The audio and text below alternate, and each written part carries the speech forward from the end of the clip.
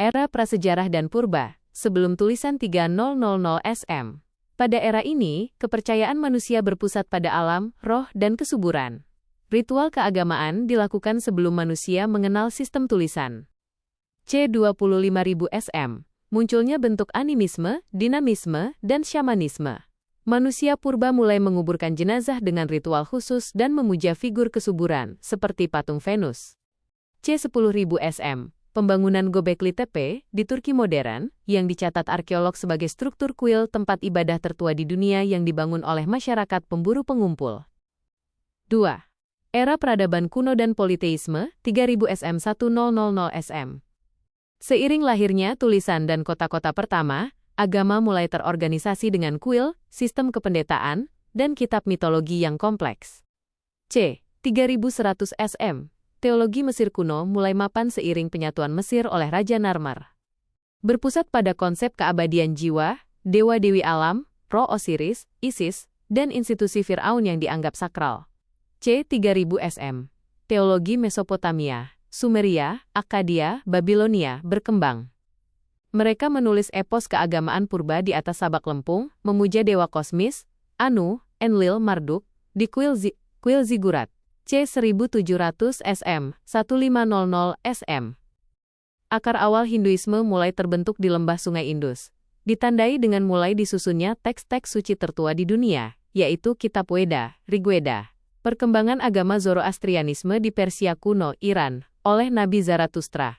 Ini adalah salah satu agama pertama yang memperkenalkan konsep dualisme radikal, baik vs jahat, dan penghakiman akhir.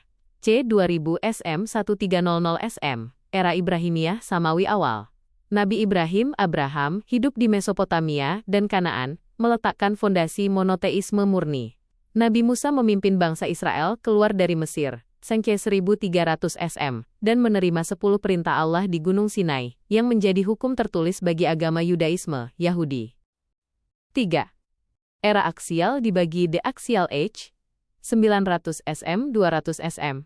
Periode ini adalah titik balik revolusioner dalam sejarah spiritual dunia, di mana pemikiran teologis, filosofis, dan etika baru lahir secara simultan di berbagai belahan dunia, India, Tiongkok, Timur Tengah, dan Yunani. C. 600 SM 500 SM. Buddhisme. Siddhartha Gautama mencapai pencerahan di India dan mulai mengajarkan jalan tengah serta 4 kebajikan mulia untuk lepas dari samsara. Jainisme. Mahavira menegaskan kembali ajaran Jainisme di India, menekankan prinsip ahimsa, tanpa kekerasan, secara ekstrim. Konfusianisme dan Taoisme. Di Tiongkok, Konghucu, Konfucius, mengajarkan etika moralitas sosial, sementara Lao Tse menulis Tao Te Ching, yang melahirkan filosofi Taoisme tentang harmoni dengan alam. C400 SM. Filsafat keagamaan Yunani kuno mencapai puncaknya melalui Sokrates, Plato, dan Aristotle, yang nantinya sangat memengaruhi teologi Kristen dan Islam abad pertengahan. 4. Era ekspansi global dan agama samawi besar, 1M 700M. Era di mana dua dari agama terbesar di dunia hari ini, kekristenan dan Islam, lahir dan menyebar secara masif ke berbagai benua. C. 30M. Kekristenan, Kristen, lahir di Yerusalem, Yudea, berdasarkan kehidupan, kematian, dan kebangkitan Yesus Kristus, Nabi Isa teks AS. 313M. Kaisar Konstantinus mengeluarkan edik Milano A, melegalkan Kristen di Kekaisaran Romawi, menjadikannya agama global yang dominan di Eropa. C. 610M. Islam lahir di Jazirah Arab, Mekah, setelah Nabi Muhammad teks As-Awe menerima wahyu pertama Al-Quran.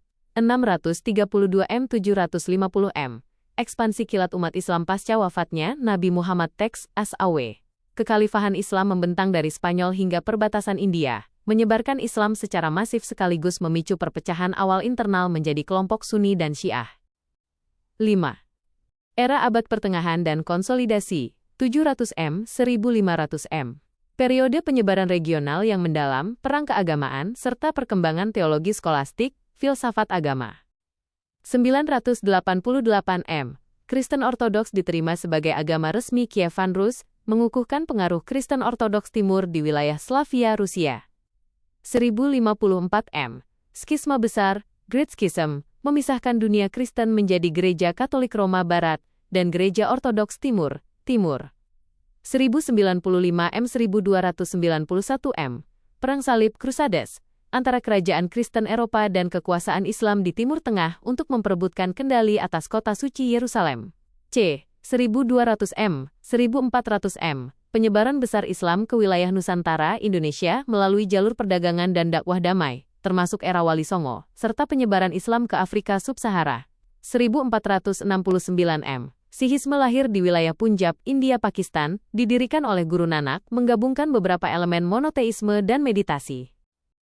6. Era Reformasi dan Modern, 1500 M sekarang.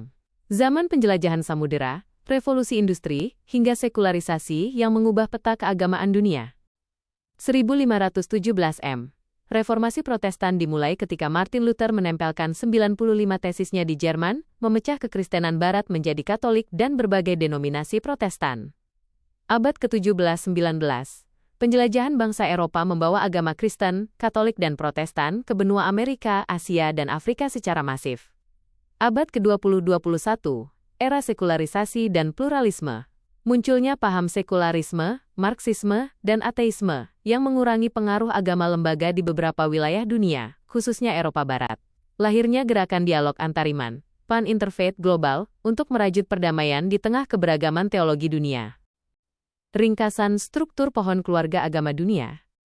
Untuk mempermudah melihat hubungan antar agama, secara garis besar agama dunia dibagi menjadi 3 rumpun besar. 1. Agama Abrahamik Samawi. Bersumber dari rumpun Timur Tengah. Yudaisme Raiktaro Kristen Raiktaro Islam, Raiktaro Bahai. 2. Agama Dharmik, bersumber dari rumpun India. Hinduisme Raiktaro Buddhisme Jainisme Sikhisme. 3. Agama Taoik, bersumber dari rumpun Asia Timur. Konfusianisme, Taoisme, Shinto.